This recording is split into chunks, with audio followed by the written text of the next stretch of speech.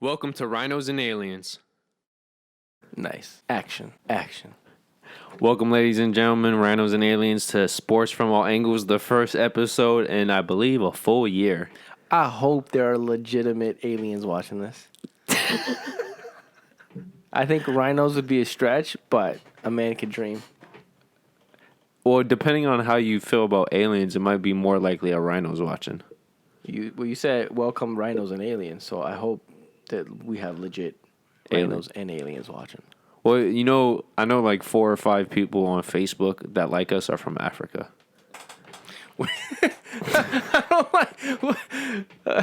What's that connection there? What is the connection you make? Are they the rhinos? Rhinos only live in Africa. So are they the rhinos? No, they might be watching with a rhino. I fucking hope so. I swear to God, I fucking hope so. Just a fucking pet rhino. Hey, you never know, man. Oh my God. Okay, so today we're going to discuss the NBA awards for the 2019-2020 season. And we're going to start off with the most improved player. So the way we're going to go about this is that we're going to start off with who we thought was going to win, who should have won, but who ended up winning. But do we like that? I think we should do the complete opposite. Who ended up winning? And then say who we thought was going to win, but who we think should have won.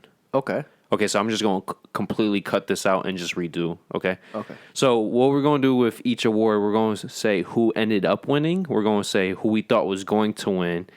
But to finish it off, we're going to say who we wanted to win / who should have won. Yeah. Okay, so for most improved player, Brandon Ingram, he came in first place with 326 points. Bam came in with 295 points in second place. In third place, way behind, is Luka Doncic at 101.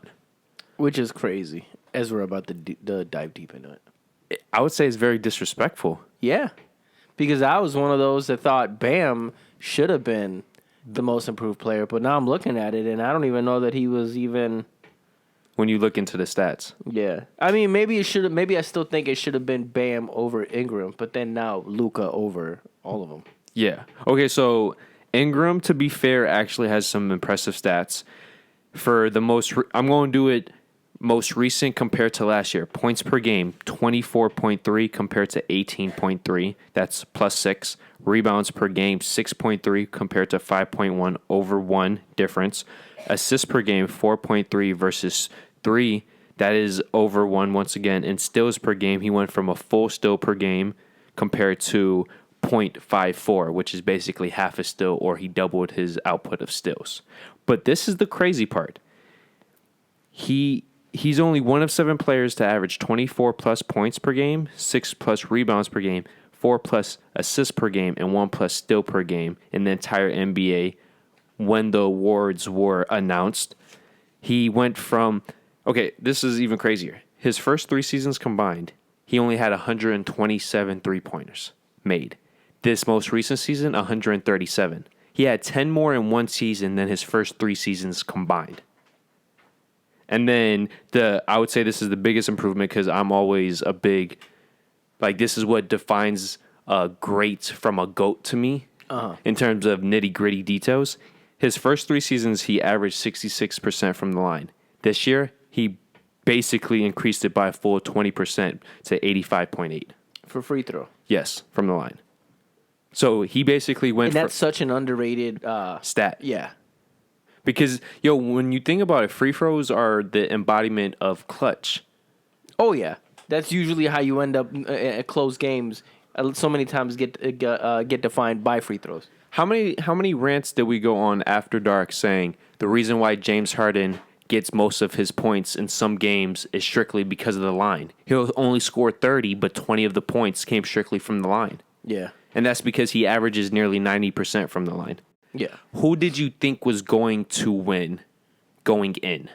I thought Bam Adebayo was going to win. And if you went by a lot of sport experts, their analysis, Yes. a lot of them overwhelmingly had Bam as the clear winner. And I didn't mention this earlier when we were drafting this up, but one of the things that I think makes Bam a perfect candidate is that out of the 3 candidates, he's the only one who's not the number 1 option on the team.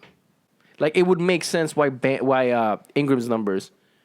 Because he went from a second option for the Lakers last season to the number 1 scoring option this season. Yeah.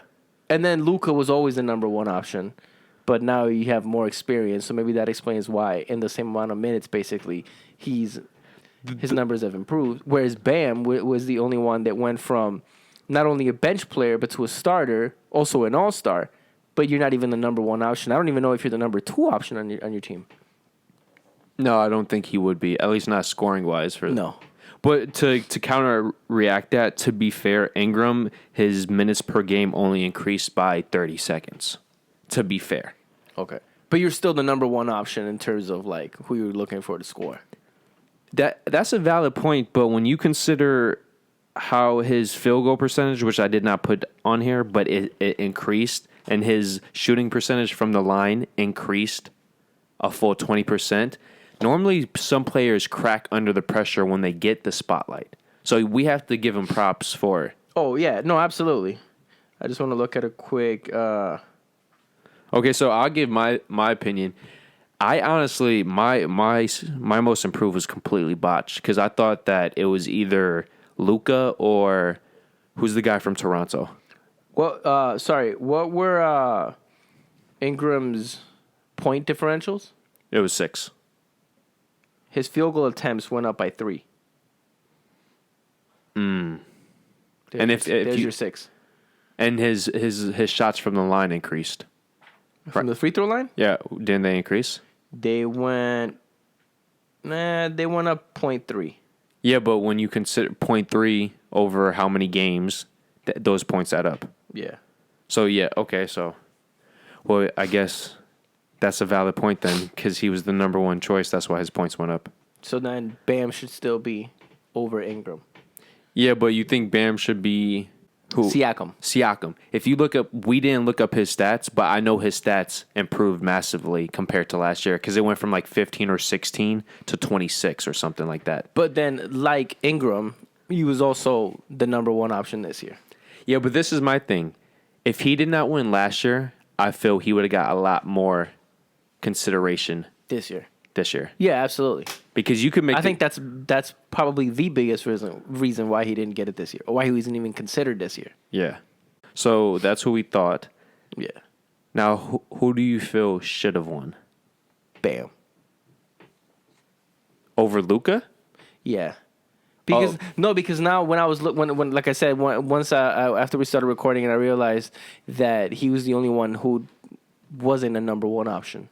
Yeah, but Luka was the number 1 option last year, and he was the number 1 option this year. And you could make the case his points should have not gone up as much because now he has a major second scoring option. So the ball should have been spread out more. That's a good point. And by the way, what was the key thing you pointed out for his stats? How many more minutes did he play per game compared to last year? Was it 1? Bam? Oh, Bam? Yeah. It was 10, right? 10 whole minutes, yep. 10 whole minutes. Yeah. No, so that was the counter argument for Bam winning it, is that his improvement was basically in line with the amount of minutes played now, with the increase in minutes. Now can I give my argument for Luka? Go ahead. I don't disagree, by the way. Okay. There might be a little Heat bias in there, but go ahead. It's all good. Now that's who you wanted to win, and that's a fair point. Now I'm going to say who should have won, and in this case, numbers don't lie. I agree. They rarely do. Okay, so Luka's points per game increased by 7.5, going from 21.2 to 28.8. His rebounds increased over 1.5 from 7.8 to 9.4. This is the crazy part. His assists per game increased from 6 to 8.8, basically 3 full ones. And then to add on top of that, his field goal percentage increased a full 4 from 42 to 46. And I know people are going to make the case, oh, that's why his points went up. But when you look at his other stats, he increased all these stats while averaging 1 full minute less than last season. Oh, a minute less. I thought it was a minute more. No, it was a minute less. Wow. While having a legit second scoring option. Yes. And don't forget, if you want to get into the nitty-gritty details, all the double-doubles and triple-doubles he had this season. Just adding to the records. Like, he's up there with Magic and LeBron James in terms of age with triple-doubles. So, in my opinion, when you consider the fact that he legit became the leader of the team this year, the fact he had a legit second option, which can explain why they had more wins. But whenever you get a second option, look at any great team, the numbers normally go down. Look at Dwayne Wade and LeBron James. Yeah. Their numbers either stayed the same or decreased. Look at any big three. You know what I'm saying? Yeah. And then I know we can't count this, but look what he did in the bubble, let alone against the Clippers. How the fuck are you going to tell me that game winner? I swear, I thought that shot was short. When it left his hand and I was watching on TV live, I was like, that's short. Are you telling me I screamed when that shot went in. Are you telling me Brandon Ingram did better than he did in terms of improving his skills? So I think we agree that Brandon Ingram was just not the one who should have won it. No matter what. No matter what. It was either Bam or Luka, and you can make the case for either, but it just should not have been Brandon Ingram. Yes, especially when you consider what most improved is, what you expect. Like, because I still think Brandon Ingram should have been in the top 3. Yeah. Oh no, for sure, but just not one. No. And then when you consider all that, and this is another case against Bam. When you consider all the pressure that was on Luka this year, because of his overwhelming rookie season, and that's another thing you have to remember. Brandon Ingram had no pressure, and he was playing for the Pelicans. That's true. Their only expectation was if Zion would have played all season. But he didn't. So the moment he got injured and he didn't play... playing pressure-free. Yeah. Yeah. Okay, so the next award was the Defensive Player Award. The person who ended up winning was Giannis Antetokounmpo, Greek Freak, with 432 points. Second place was Anthony Davis, which I'm shocked he was so far behind at 200 points. And then Rudy Gobert at 187 points.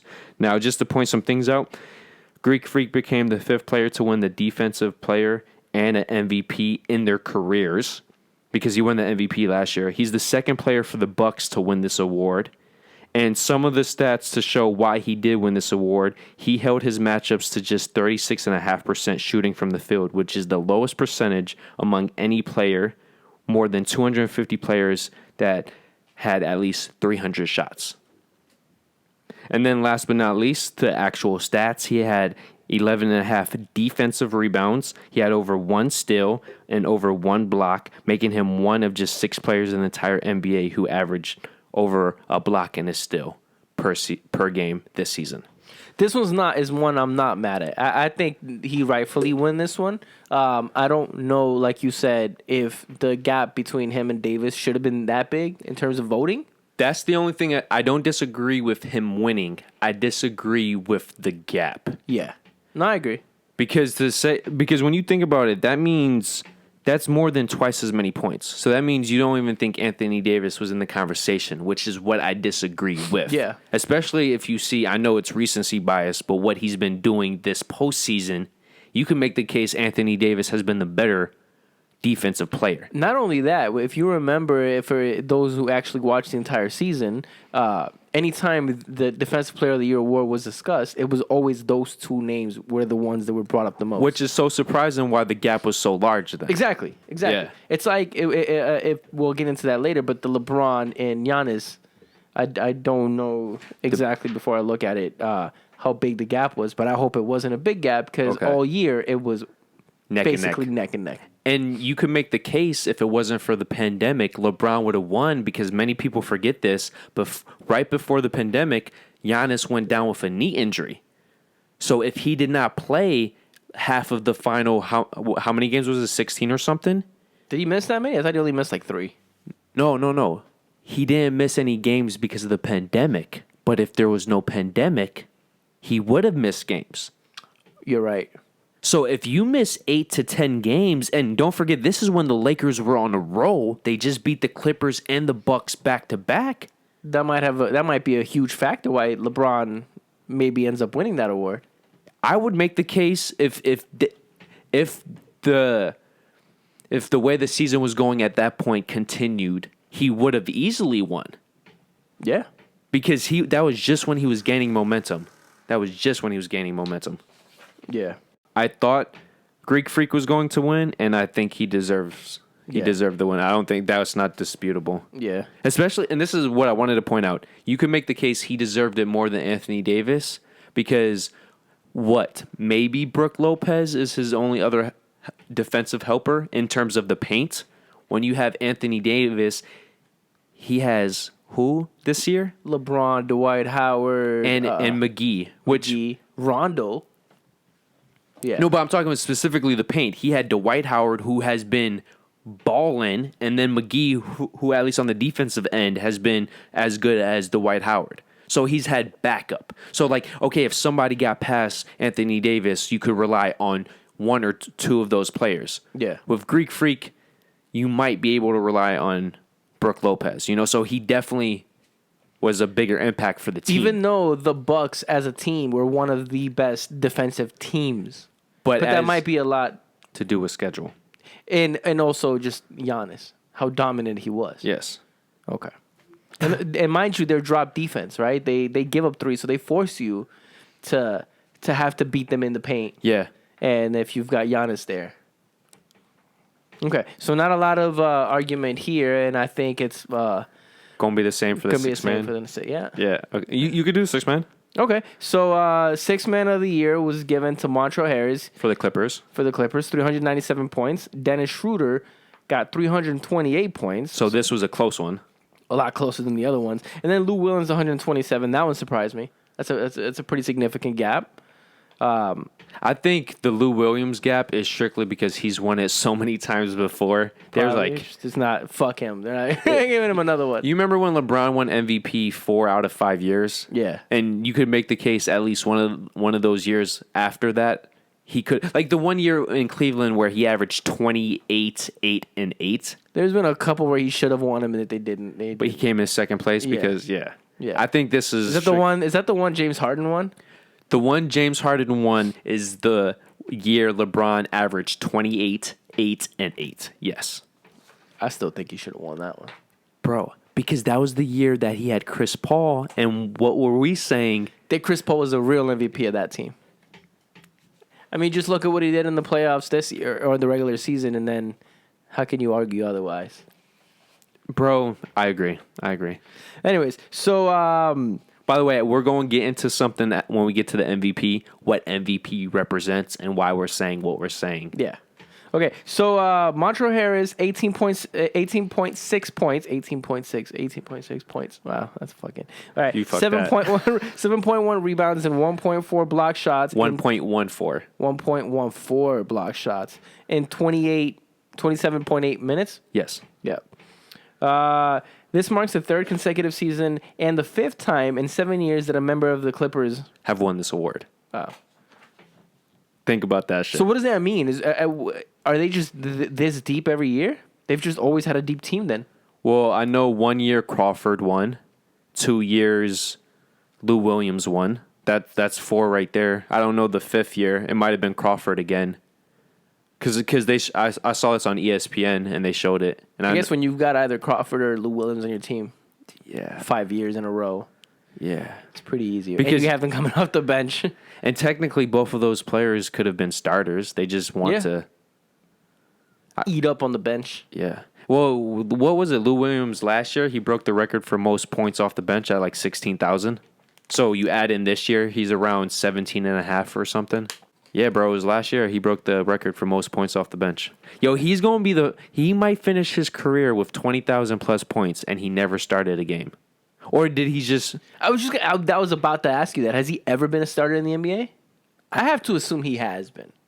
But I don't think so. Because he never started for the Raptors. I don't remember where he played from. I'm not going to say anything anymore because I didn't do my research. So no, same. He played for who before the Raptors? Atlanta, no? He's played. I thought he played for Toronto before. No, before the Raptors. Before the Raptors. Would have been the Hawks. Do you want me to quickly look this up? Yeah. Just do that real quick. And then I'll just start with Rookie of the Year then. No. Just Not yet? No. We said who won. Now it's the time to say who we thought was going to win and who should have won. Oh, but remember, just like the last one, there's not really much argument to this one. So you thought that Montrezl Harrell was going to win? You thought, like going in with. Oh, okay. No, you're right. No, I thought Lou Williams was going to win it again, to be honest. I wanted Dragic to win it, but then his numbers, then it fell just short. They were like more like Lou Williams numbers. To be honest with you, I really did think Schroeder was. I thought he was going to win it. Yeah? Yeah, after looking at the numbers, I have to give it to Harrell. But to be fair, how close the points were, it makes sense why it was as tight of a race as it was. Yeah. To be honest, I didn't even consider Shooter, but only because I did not watch enough Thunder basketball this year. But that was everybody's. Yeah. We're going to get to this. That's why somebody who we thought should have won. Yeah. Yeah, but what are you going to do? Okay, so right now I'm looking up his stats, and for his career, that's it. He started in Philly. You were correct. He went to Atlanta. Wow, bro. He went to Toronto. Okay, so his first 7 seasons was in Philly, 2 seasons in Atlanta. Any of them starters? Did he start in any of them? So, okay, good thing. Yes, he started 38 games for Philly. He started 35 games for the Lakers. And he started 19 for the Clippers. So, but that's even more impressive because that means he has 16,000 off the bench. So that means he has another 1,000 or close to it starting. So he's going to finish his career with 20,000. And as a jump shooter, you know he's going to have a long career. Yes, like Crawford. Yeah.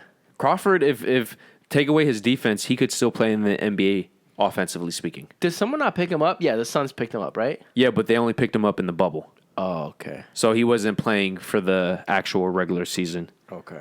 He played for Philly, Atlanta, Toronto, Lakers.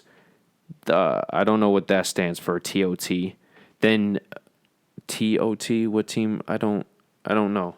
Then he went back to the Lakers. He played 1 year for Houston, and then the past 3 years for the Clippers. I don't think I knew he played for Houston.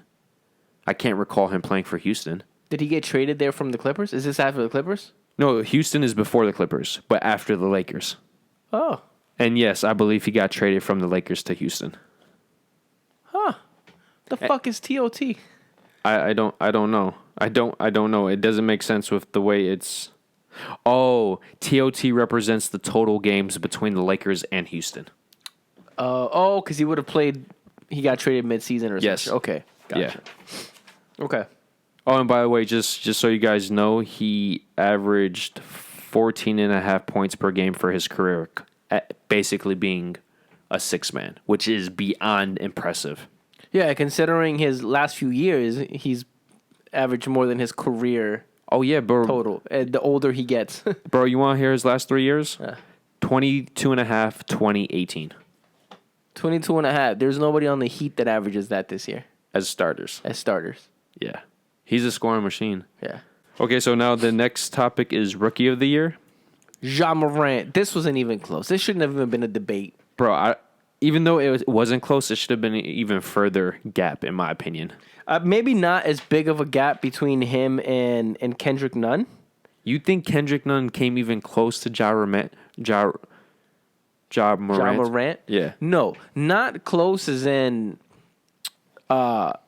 voting. What am I saying? Let me gather my thoughts. Yeah, what are you saying? I'm saying as you're thinking, Kendrick Nunn was the Ja Morant of the East because he was Rookie of the Month basically every single month. And his numbers for an undrafted rookie, are almost more impressive than Ja Morant because he did it as an undrafted rookie, as the non-number one option, as a starter. But see, I completely agree with you being him undrafted, but that's the big difference. What is he in the ranking of Heat players? And just scoring options? Yeah. as a starter, it would have been Dude, take away being a starter or bench player. Just what is his role as a Heat scorer? throughout the year, Yeah. Fifth? Sixth? second or third. Okay. Well, okay. Now, overall play in terms of offense and defense, what's the pressure on him? Is he even in the top 5 for pressure? Scoring, maybe. Defense, But- his defense is subpar to say. And to, what to, is- to say it nicely? And what is a key thing for the Heat? You have to be an all-around player, correct? Yeah. Okay, so I would say the importance for him is at max he's fifth most important player. Would you like in terms of all-around play? Maybe regular season, I would have put him like maybe fourth. Okay. Whatever it is, there's no expectations for him. Blah blah blah. He is not a main reason why the Heat were as successful as they were. I wouldn't say that. I'd say he was easily third highest reason why they had this success. Just because they had an undrafted guy who was starting in his first year in the NBA, put up the numbers that he was putting, was such a relief for scoring because he would come in and just, you've seen Heat games lately, the way Duncan Robinson comes in and just usually, especially before the bubble, how he comes in and it was like instant offense, even though he was a starter. Yeah. That was Kendrick Nunn for most of the season, the regular season. Okay, question. How much worse would the Heat have been if they had another player replace him?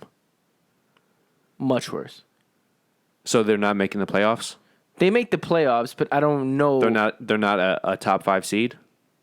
I don't know. I think you're putting two. Okay, what I'm trying to say Bro, is he averaged like 17 points. It might have gone down by the end. He might have been closer to 15 by the end. But for the majority of the season, he was averaging 17 to 18 points a game.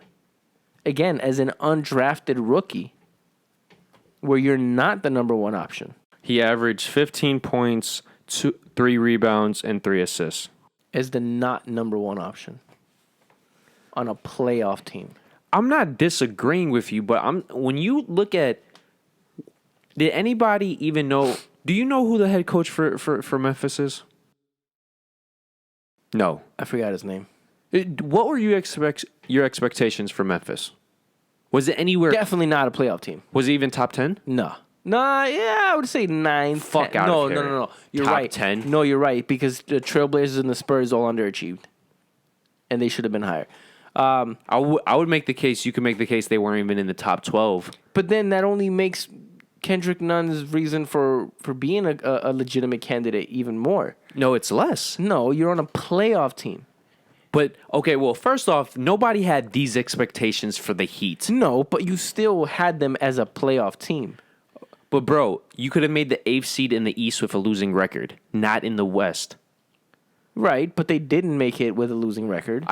But what I'm trying to say is the pressure wasn't on him. The pressure was on Butler. No, you're right, and I'm not disagreeing that Josh should have won it. It's just what I'm disagreeing with is with the media perception seemed to be like the only option is Ja, and it shouldn't even be close. And I think it should have been a little bit closer, even though even as a Heat fan and as a Kendrick Nunn advocate, would have still given it to Ja Morant. And the one that pissed me off, actually, to go a little bit further, was that there were people considering Zion. Well, this is what I want to say. Zion, you have to put some rookie in third place. Okay, put Zion because the games he played was historic. Did you know he was one first place vote away from a unanimous Rookie of the Year? Ja? Oh, yeah. One person, I think it was from the Chicago Times. And they voted Zion as the first one. That's what pissed me off, because I'm like, if you're going to vote anyone not named Ja Morant for a first place vote, then you have to go Kendrick Nunn. Those are the only options for a first place vote. I agree. He must have just not liked Zion. Like there's what No, you just no, don't like. not like Ja. Yeah, you just don't like Ja. But this is why you can make the case there's no pressure on Ja in terms of expectations compared to Nunn. But in terms of who was the number one player for Memphis last year or this year? Last year it would have been Conley. Well, I meant this year, but last because they didn't even make the playoffs, so I'm considering it last year. Ja. Not even close, bro. Look at you didn't even say his stats. As a rookie, he averaged 17.5 points per game, 6.9 assists per game, while shooting 49% from the field. And by the way, if his Grizzlies team made the playoffs, you know he would only join one other player to lead his team in points and assists, while simultaneously scoring over 17 points per game and having over 16 assists per game. Is that as a rookie or in general? As a rookie. You know who he would have joined? LeBron? Michael Jordan. Shit, I wasn't far off. And by the way, I want to point this out. If it wasn't for the pandemic, they would have made the 8th seed because the Trailblazers would have never been healthy. If the Trailblazers aren't healthy, yeah, they don't get the 8th seed. Which is why I thought that playing game stuff was bullshit. Oh, hell yeah, it was bullshit. It was just a ploy to get Zion into the playoffs. And they fucked up even worse. Yeah. Karma's a bitch. Yeah. That was stupid all around. So I want to make this clear. Kendrick Nunn was obviously the second best player. But personally for me, in terms of overachieving, in terms of having somehow going from a team that was considered 13, maybe even 14th best in your conference, to you would have been the 8th seed. Yeah. Even if you get swept, that's impressive. Yo, you're easily the best. Also, John Morant might have the best almost dunks highlight reel. Oh, he did. Yeah. His missed dunks were so fucking cool. But you know what he reminds me of? They're a highlight reel of their own. He reminds me of a young Westbrook, bro, with a better shot. Yeah. Oh, much better shot. But how did Westbrook become an NBA player with that shot? Is it just getting worse over the years? Or has it just always been this bad, but he's always had more help? Well, his shooting from the line is getting worse. He used to be a consistent 82, 84% shooter from the line. In the past 2-3 years, it's been below 75. I think the biggest shame is that his name, Westbrook, is so closely related to Brick that it just fits so perfectly. Westbrook's the way he's shooting lately. But as a quick sidetrack, if he just had a shot like Ja Morant, would he... He'd be John Morant. No, he might... You can make the case he would be legit one of the 10 best basketball players of all time. But we'll see what John Morant does, because John Morant is in year 1. So that's what I'm saying. So maybe John Morant will be... What Westbrook could have been. Or could have been, yeah. If he had a consistent shot. And what makes Ja even more impressive, he came from a Division III school. Not Division 1. Division 1 is like Ohio State, North Carolina. Just ignore it. Timber. He came from a Division III school. Wow. To put that in perspective, that's like a Canisius college. Wow. Yeah. And he was the number 2, and he ended up winning Rookie of the Year. And you're only number 2 because Zion. If the John Morant will have a better career than Zion when it's all said and done. I agree. I don't think that's a hot take because I've seen it a lot, but I wholeheartedly agree with that statement. But as also not a hot take, if Zion Williams didn't have the injury issue, he's obviously the number 1. Yeah. Yeah. No, absolutely. I just think that their playing style and their weight is going to be a huge factor why Ja will have a longer career. But anyways, we move on to... This is my second most controversial award. Coach of the Year? Yeah. I respect who won. I just disagree with it. Yeah, absolutely. But who ended up winning Coach of the Year was Nick Nurse with 147 points. And this is another thing that blows my mind away. No, 470. What did I say? 147. You said Mike's. You said 147 points for Nurse. Okay, that's my bad. Mike's, yeah. Maybe I was fast forward to how this differential is just blasphemy. Yeah. Okay, so Nick Nurse, 470 points. Mike Budenholzer for the Bucks, 147, which I don't disagree with. But Billy Donovan, 134? As third. Okay, so let me just give Nick Nurse his props. Nick Nurse is surprisingly the third Raptor to win Coach of the Year. Each of their... You could go into so many stats. The stat that stuck out to me the most is that their top 5 scorers missed on average 11 games this season, even though only 72 games were played. And they somehow still finished with a 53-19 record. By the way, what was that one winning streak? The longest winning streak in Raptors history? It was 17 games or something. You remember that? This year? Yeah. Yeah. Yeah. Yeah, no. And that's the thing. It's like, it's to say Nick Nurse shouldn't have been in the conversation or to say he doesn't deserve to win it is blasphemy. 100%. But to put Donovan Mitchell, or not Donovan Mitchell, Billy Donovan, third in voting, considering And the margin. He had 134. Nick Nurse had 470. That's basically a 3 times. He had 1/3 the votes. Let that sink in. 1/3, 33%. How? And by the way, this is where people are inconsistent, and this is why I always bring this up. Motherfuckers, bring consistency. How do you guys always talk about the West is so much harder? It's so much harder, yet you don't give love to LeBron. You don't give love to the coaches in the West.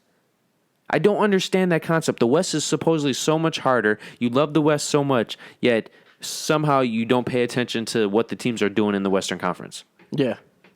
No, and remind me real quick what ESPN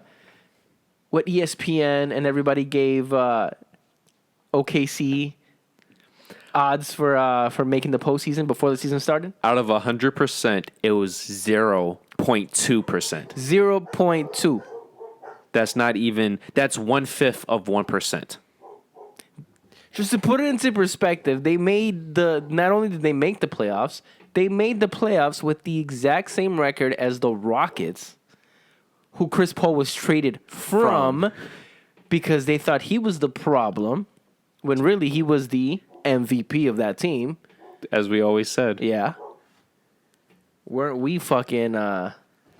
And by the way, in the Western Conference, with a team that was supposed to be in the bottom... By the way, people going into this year were thinking they were trying to tank to get a top 5. Not only that, the Rockets went into this season as title contenders. Top 5 title, yeah. Title contenders, and the Oklahoma City Thunder finished with the same record as them, 44-28 in the Western Conference. in the Western Conference. And Billy Donovan is not automatically your coach of the year. It should have been Billy Donovan, Nick Nurse, and then a huge gap, Mike. Although Mike is a great regular season coach, and it is a regular season award. Well, for me, the reason why I wouldn't have given it to him, because what was the difference from this year to last year? Nothing. And you can make the case that even though, like, the only case you can make is that technically the Bucks had a worse team this year, and yet they were putting up the same numbers. But then if you look at the expectations, like last year for the Bucks was title or bust. Raptors last year was title or bust. Last year the Bucks wasn't title or bust going in. No, but like their expectations with having Giannis and the team they had, Going into the season, it was title or bust. People misconceive that. I feel it's revision. Going into the season, nobody predicted the Bucks to have the season that they had. Nobody. That's true. But at the same time, that's still a team that you expected to be making a deep playoff run. Okay. Versus, and then again, Nick Nurse last year. Obviously, I think nobody thought that they were gonna win the title last year, mostly because no one expected A rookie coach. Yeah, that or that they would face an injured Warriors team. True. Whereas OKC last year, you might not have had title contention, but you were still a playoff team with Westbrook. And Paul George. And then you go from trading those guys away, you get a washed up Chris Paul, who was the problem in the Rockets. And all of a sudden, you have the same record as the Rockets. Which, by the way, don't forget that their team, besides Steven Adams and Chris Paul, you cannot say that any player on their team was a legitimate guaranteed starter. Not only that, the Thunder were one James Harden block away from winning the series after going down 0-2. And by the way, they were consistently they never led in the series. They were always playing from behind. Yes. Yeah. And when I said led, I mean in terms of games, they were always like 2-1, 3-2. In this, yeah. I feel this is where the OKC where not enough people watched. Yeah. Because like, say whatever you want about the Raptors, I believe they overachieved. Are you telling me you did not expect the Raptors to be a top 5 team? I had them 6. but that was still in the playoffs Yeah. and top 6. Yes. I had them top. I had And them you know fifth. what's more angering though is that you can excuse casual fans, and that's I'm gonna include myself in this one in terms for OKC at least for not having watched enough OKC, but I don't have a vote. Yeah. But the people who have the vote for Coach of the Year and all these awards, there's no excuse for you to say I didn't watch enough OKC. This is your job. That's your job. You're supposed to watch so that you can, when it comes down to the end of the year, that you know who to vote for because you've watched all the teams. Well, as a segue, did you hear about that one ESPN female who used to be an athlete? How she didn't even have Anthony Davis in any of her All NBA teams? Why? I don't understand How why do you some have of a these vote? media members. Yeah. What credentials do you have to get a vote like this? By the way, we understand life is hard. We understand that. But it's one thing to say, okay, you put Anthony Davis on the second team rather when he deserved to be a first team. It's a completely different story when he's not even on the third team. Yeah. And by the way, this is where a quick segue. We don't have to go into this. I want to just say this. If you go on social media, you have all these progressive people defending her, saying, hey, it's a simple mistake. Where's all this same self-defense for when a cop makes a mistake? And I know it's life or death differences, but you're so quick to forgive someone making such a blatant, obvious mistake. But when in a actual high pressure situation where mistakes are more common, you don't show the person any type of understanding or forgiveness. Just like, oh no, he's evil. Well, personally speaking, this woman is a fucking dumbass. I do more research than her. Yeah. And I'm not getting paid, and I don't have a vote. And you don't have a vote. You should have a vote at this point. Bro, what my new term is consistency. Like, Yeah. we're not. It's just that's blasphemy. Okay, but yes, I agree. I'm happy Nick Nurse won because I think He's a hell of a coach. But no matter which way you look at it, Billy Donovan did much more with much less. Much less. No matter how you put it up, Even with the false narrative Of that Chris Chris Paul. Paul being washed up because he clearly wasn't. But bro, honestly speaking, he's the only legitimate all-star. You can make a case for their other point guard, who I think is going to be a fucking star, though. Yo, they're going to be in good The position. Canadian kid? Yes. Yeah. From the Clippers? Yes. Hey, bro, by the way, what did we say at one point? Alexander? Yeah. Alexander? What did we say at one point in After Dark? The Clippers are going to regret giving him up? Oh, I bet they regret it now. Oh, man. But you know what? It's one of those, like, in hindsight, right? At the time, you make that trade 10 out of 10 times. No, you still make that trade 10 out of 10 times. But the history has always been behind Paul George that... The player they trade for always ends up being better, for that team at least. Yeah. Okay, so now, bang, bang, bang, the MVP, the biggest award out there. Giannis Antetokounmpo, the Greek Freak, won it. And I think this was a pretty decent point spreadage. He had 962 points. LeBron had 753. Harden had 367. Luka had 200. And Kawhi had 168. And honestly, I agree with this order. I think, yeah, the order is right. Nobody outside of the top two matters because they had no chance. I think agree. this was LeBron, Giannis from the beginning of the season. Even though Harden made it interesting when he was averaging 40 for the first 30 games. But remember, their first couple games, like I think their first 10 games, they were horrible. Oh, they were had dog shit. They had a losing Miami record. blew them out by 47 in their fifth game.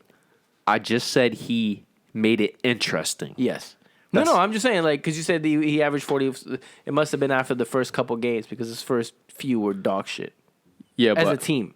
Yeah, I don't know his individual numbers. but he was balling individually. Anyways, I think LeBron, even though it is a pretty close gap, I think it should have been even closer Okay. because I think that was an interesting. Okay. Enlighten me, motherfucker. I'm waiting. You know what? I think it was just a case of if you're talking about what the MVP really means what the award really means, right? You're the most valuable player to a team. Before you get into this, because I know where you're going and actually have some information. If you look down, I have one point about that. Read it and see how you feel about what I said. I'm going to give some Giannis stats, show him some love. He averaged 29.5 points, 13.7 rebounds, and 5.8 assists. By the way, the last person to put up numbers like this, I believe, was Wilt Chamberlain. Just to put that in perspective. Oh, and by the way, if you're wondering, he averaged all these stats in just 30 minutes per game, which were 3 minutes less than his MVP season last year. And if you're wondering, he averaged the same amount of assists as last year, but he averaged more rebounds and more points in 3 less minutes played. I cannot emphasize this enough. He averaged more points and more rebounds, at least by a full whole statistical category, in 3 less minutes. Now, some interesting facts. He led the lead with double-doubles, 52. He had 4 triple-doubles. He had 17 games with 30-plus points and 15-plus rebounds, 14 more than anyone. And I also believe the last person to do that is Wilt Chamberlain. But if it wasn't Wilt, it was Shaq. I can't remember because there's so many comparisons with him, Shaq, and Wilt Chamberlain. Which, by the way, who are the 2 most dominant players in NBA history? It's always considered Shaq and Wilt. And the other stat, he is the 12th player to win the MVP award in consecutive seasons. He's the first European player to win more than 1 MVP. He is the 3rd player to win multiple MVPs before turning 26, joining Kareem and LeBron James. He is the 3rd player ever to win the Defensive Player of the Award and the MVP in the same season. He joins Hakeem and MJ for that statistical feat. I don't think he doesn't deserve it. Okay, so who did you think was going to win going in? LeBron. Oh, so you actually thought LeBron was going... I thought LeBron would win it. I thought LeBron was going to win it before the pandemic. After the pandemic, it was all Giannis. I thought LeBron would win it just because it's LeBron, right? And if you looked at as I was saying earlier to you off camera, the Lakers stats with LeBron massively favored him. Yeah, without AD and then AD without LeBron. But then I think the thing, and I still think Giannis should have won it, but I think that the biggest thing for Giannis. The case of why he should have won it is without Giannis, that team is not what they are. And even though without LeBron, they still have AD. They still have AD. Yeah. Yeah. So it's not wrong. I still think it should have been maybe a little bit closer. Well, I think what you're trying to say is even though the team is made better and is built on LeBron, you could still build a team around AD. The Bucks are literally built around the Greek Freak. And if you take the Greek Freak away, as much as I respect Middleton, he is not, as he's proven, he's not even a number 2. So he's for damn sure not a number 1. Yeah. Okay. So who did you think should have won it? Giannis. I agree. I think he should have won it. Yeah. It just, when you put up historic stats, you just can't go against that. And then again, when you consider what the award actually means and you take him out of that team, he is the most valuable player to that team. Yeah. And by the way, he is the only player to put up the stats he did in 30 minutes. He is the only player in NBA history to do what he did this year. Now, I just want to point out, Chris Paul was my sleeper MVP just because... I said the same thing all year. The MVP award is about narrative, and he had the best narrative, even more so than LeBron James. Yeah, like if you're putting Harden on there, then Chris Paul should have definitely been. And I said that all year, that Chris Paul obviously should not win the award, but just as like to have him in the conversation, well, just to like out of respect for what he did and the odds that he overcame. It's almost insulting to not put him in the conversation, even if he had no chance of winning it. If there was such thing as game, because baseball has this stat, games won by a certain player. Like this player was specifically responsible. Somehow they put stats together to make up a stat that this player added this many wins to a team. If they did that in basketball, nobody is above Chris Paul. I'm not saying He's Chris the Paul. most clutch player in the league, statistically, this year. I actually I got a whole page of stats that I want to do a separate episode about that. But yes, bro. Yes. And just not that, bro. What would OKC be without Chris Paul? Would they have even won 30 games? Absolutely not. You want to talk They about played in so many close games. They played the most clutch games, Didn't which they- is games defined by 5 or less points in the final. in the last 5 minutes. Yes. Yep. They played in the most clutch games, and you have the most clutch player. And people forget his shot is as beautiful. Like what? Take away Curry, he has what? Yeah. I would make the case. I would make the case in clutch time. I would want his shot more than Curry, in terms of clutchness. Yes. Yes. And bro, his leadership. I feel like I'm a OKC. What is it? Bandwagon? Not bandwagon, but when you're like a super fan. Or, Okay. You know what I'm saying? Like I'm all Yeah. over their dick. I'm drooling over it. But Yeah. bro, what they did, as you said, what was the stat? It was 0.2% for expectations to make what the playoffs. 0.2, yeah. Yeah. Okay. You were going to say something about MVP. This is my thoughts about MVP. Now, by the way, 2 or 3 things could be the same. Could all be true. Yes. MVP is not the best player in the league award. It's not the best statistical season in the league award. It's the most valuable player to their team award. Now, to be fair, you could have the best player and the most valuable player win the MVP, or the best statistics and the most valuable, or all 3 some seasons. So I just want to say this is why I feel LeBron is still the best player in the league, but he did not have the best statistical season by far. Yeah. And I would make the case that he was not the most valuable player to his team compared to all these different examples we've given. This might be controversial. I think Chris Paul was more valuable to OKC than LeBron James. But obviously, when you consider stats and how LeBron James is viewed, obviously he's going to get more votes. Yeah. But if you talk about What the award really means? the true definition of most valuable player, Chris Paul was OKC. Yeah. What are your thoughts and opinions? I agree. Oh, okay. Yeah. No, 100%. And again, it's back to the whole, like, Giannis is the MVP of his team, just like Chris Paul is to his team. And Giannis should still win it over Chris Paul. Well, But to say Chris Paul wasn't even in the conversation is just appalling. Yeah. And to be fair, when you, like, Giannis is the most valuable to his team, and he also had the stats, and he's considered a top 5 player. Yeah. Many people say top 3, so that's why he won. Yeah. Okay, there's a random stat just to show some love to these players in terms of they should have got some love, at least in the all NBA teams. Devin Booker and Bradley Beal are the only players that average 27 plus points per game and not make an all-star game in over 35 years. And Booker is just one of 6 players that average 27 plus points per game, 6 plus assists per game, and shoot over 50% from the field to not make the all-star in NBA history. It was robbery. And I wish I had the list of the players that made it over Bradley Beal. And I know in the West it's harder for Devin Booker because all the superstars are in the West.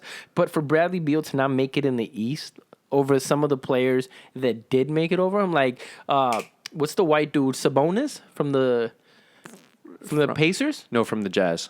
No. Oh, Sabonis from the Pacers. Yes, I'm thinking of the other dude from the Jazz. My bad. I get them confused. And as good as he is, to say that he should have gotten in over Bradley Beal Bro, is a joke. I brought this up on After Dark. The fact Bradley Beal did not make the 3rd All-NBA team, because on the After Dark I put up some stats. He was only one of 2 or 3 players to average over 30 points per game and not make an All-NBA team. And I was just about to make a point that I think it probably had something to do with the market, because it's not a big market. Whereas if he had been on a team like Philly, Miami, the Lakers, he would have been on there. But then Sabonis is on the Pacers. Yeah. And that's arguably a smaller market than the Wizards. Indiana is a small... Just because the Wizards aren't good, that doesn't mean Washington is a small market. Right. Most of the NBA analysis and analysts are around or straight up in Washington, D.C. This Yeah. is the capital of the country. Yeah. There's nothing small about it. Yeah. And by the way, Bradley Beal, he's the only player in NBA history to average over 30 points per game, average over 6 assists per game, and not make any All-NBA team. I don't care how bad the Wizards were. Get that man out of there. What did I say off mic, bro? If Bradley Beal somehow gets to the Bucks, they're my championship favorites. I don't care what anybody says. I think you put him on any of the top 4 teams. No, but I'm saying of all the quote-unquote contenders, the Bucks need a legit second option. Bro, that's why I've been saying I want Bradley Beal on Miami for the past year. But now, bro, that's almost unfair. To put him in Miami? Yeah. You put any superstar in Miami, and I think they become the instant favorites in the East. I would make the case they might become the favorites depending how the Warriors look next year in the entire NBA. Yeah. Depending what Miami do in the finals this year. If they win it, and then you add a top 10 player, you might be the favorites, period. Yeah. Good time to be a Heat fan. Well, I was going to say, it's a good time to be an NBA fan. There's a lot of parity. Absolutely. I just hope no team, and I'm talking to you Lakers and Warriors and Clippers, don't fuck up the league and add a third fucking star to your team. Well, honestly, what I want the Lakers to do, build out your roster. Yeah. No, keep your stars and build out your bench. Don't fucking add a Kawhi Leonard or a James Harden or a Giannis to your fucking team. Or a Klay Thompson. I don't give a shit. Because we have to mention this. Did we hype up Brad Stevens too much? I think so. You know what? And we were looking at the stats, and it's a case of yes and no. But I think this year is the year that puts the big question mark on his name, because I think the previous years, the expectations weren't as much there, and he didn't have the best team going into the series where he ended up losing. But at least this year, if they lose to this Heat team. Okay, but this is the thing. Okay, if they lose in 5, obviously. What if they lose in 7? Then I guess you don't really underachieve. But you still have the better roster. That is undeniable. And that's the thing that really should be the question for most coaches when you lose a series, going into it with the better roster. And not only that, you were also favorites to win it. Obviously because of better roster, but... So just to be clear, in 2016-2017 season, he finished with 53 wins. He was the number 1 seed. They lost in 5 conference finals, but you were going up against a Cavs team that had Kyrie, Kevin Love, and LeBron James. And you had a young team. And was that Isaiah Thomas's? Yeah, you were led by 5'9" Isaiah Thomas when he averaged 29 points per game. Yeah. The next year is when they got Hayward and Kyrie, but Hayward was injured the entire year, and Kyrie got injured at the end of the year, and they still finished with 55 wins, the number 2 seed, and they only lost in the 7th game of the conference finals to a LeBron James Cavs team who was determined no matter what he was getting to the finals. Yeah. By the way, that one's not on Brad either. No, and by the way, that was the 5th straight year that he led Boston to a better record than the previous year, which is, no matter how you sum it up, is beyond impressive. So honestly, the real reason to question if we were a little too high on him is not even so much on him, but in the conference, on the conference he was in, and because the conference was just. You could make the case. Who else? Those first 5 years he was in the Eastern Conference might be the worst 5 years of the Eastern Conference in NBA history. I mean, if you're led by Isaiah Thomas and you made the conference finals. And you have the number 1 seed. Don't forget that. What else do you need to say? That might have been the worst Eastern Conference year, at least in the past 20 years, bro. Yeah, no, I agree. So maybe that's all it was. Maybe it wasn't that he's an overrated coach. Or, I mean, that could play into why he's overrated, but I think it's more so the conference he was in. It just facilitated those records. So now you go into 5 years later, and you're looked at as this top coach, which for the wrong reasons. And to be fair, what he's doing is not quote unquote he's technically underachieving when you're consistently top 4 seed, blah blah blah. But last year was embarrassing. I agree. Okay. And that is the show. All right. 5 Finger Rhino Thrusts. Like, subscribe, hit that bell, share and comment on any of the awards. Do you agree with anything we said? Do you disagree with anything we said? Give your opinions. You're obviously not, because you probably tuned out after 30 minutes, so you're not even seeing this. But for the people who are, thank you, LLPH and Cadoodle. Cadoodle. Just a friendly reminder, guys. Hit the subscribe button in this corner. And then for the newest video. Then for the most recommended. And then for our famous dick pic.